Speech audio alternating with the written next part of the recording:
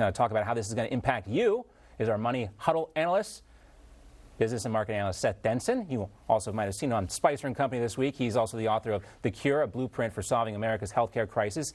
Also there on the screen, Dan Geltrude, America's accountant. He's a CPA and founder of Geltrude & Company. Gentlemen, great to have you with us.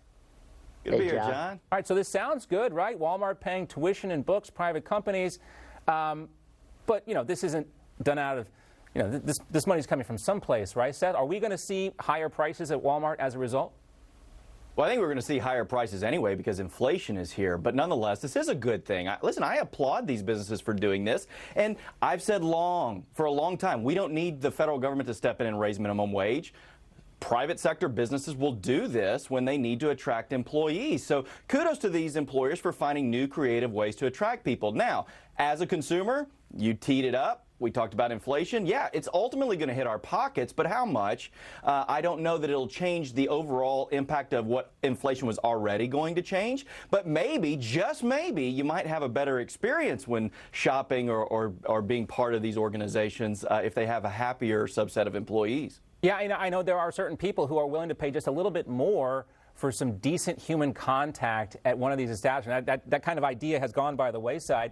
But Dan, I think you know, Seth brings up an important point here: the invisible hand of the market, if you will, doing more, I guess, for these employees than a minimum wage increase could do or the governments can do.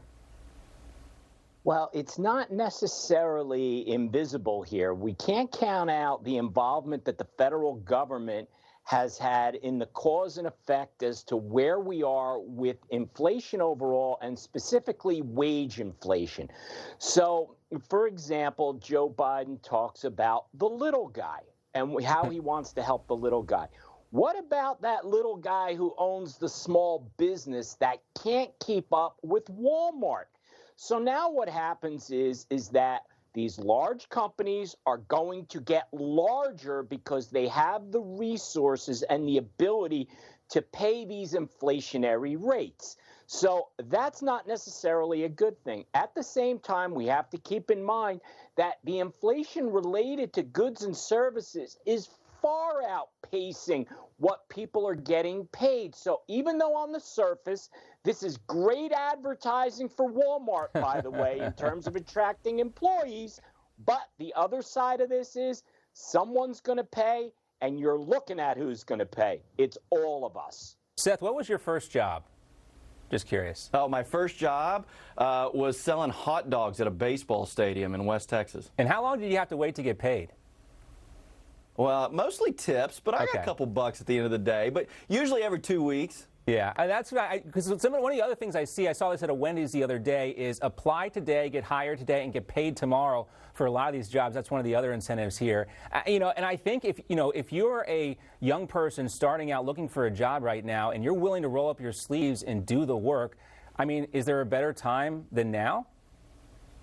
No, listen, there's really not. I mean, this is a huge opportunity for young people that want to jump into the workforce. And likely those are the same people that are not collecting an unemployment check because they were never employed in the first place. So, yeah, this is a huge opportunity for people that want to get their feet wet, get into the labor force, and quite frankly, make a great impression on employers who are desperately, as Dan alluded to, needing talent. You can get in at the ground floor. You're going to be loved for it, and they're going to show you the ropes and want you to stay. How about you, Dan? What was your first job? I was actually a paper boy, so nice. I would go around the neighborhood on my bike delivering newspapers. And how long did you have to wait to get paid?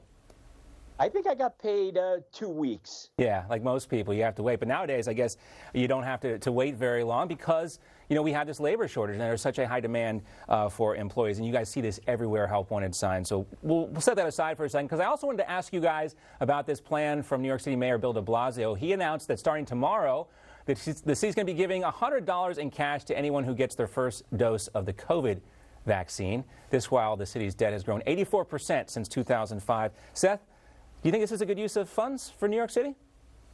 I mean, New York City has not had a good use of funds in a very, very long time, so just add this one to the list. Right. But I think my concern over this is kind of, I think it'll have the opposite effect. I think if the idea here is to encourage people that this vaccine is a good thing and you need it, then why in the world do we need to pay you to get it? You should want to get it. I like the idea of instead saying, hey, we've only got 5 left.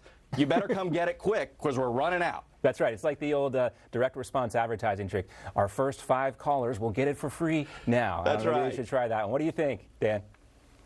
Well, I agree with Seth on that point. I think, first of all, New York City doesn't exactly use any fiscal responsibility with their programs. But that aside, are we really at the point where we have to pay people to get the vaccine? Do people not see what's going on and what the statistics are out there? If you are not vaccinated, you know you are at a great risk of getting sick and of ending up in a hospital, as opposed to those who get the vaccine.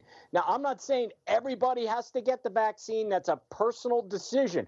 But what I am saying is I don't agree with having to pay people to get the vaccine.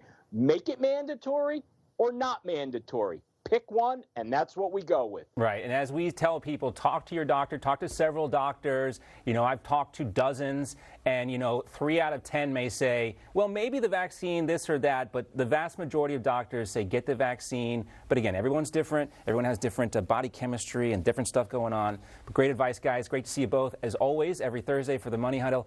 We'll see you soon. Take care. All right, that's going to do it for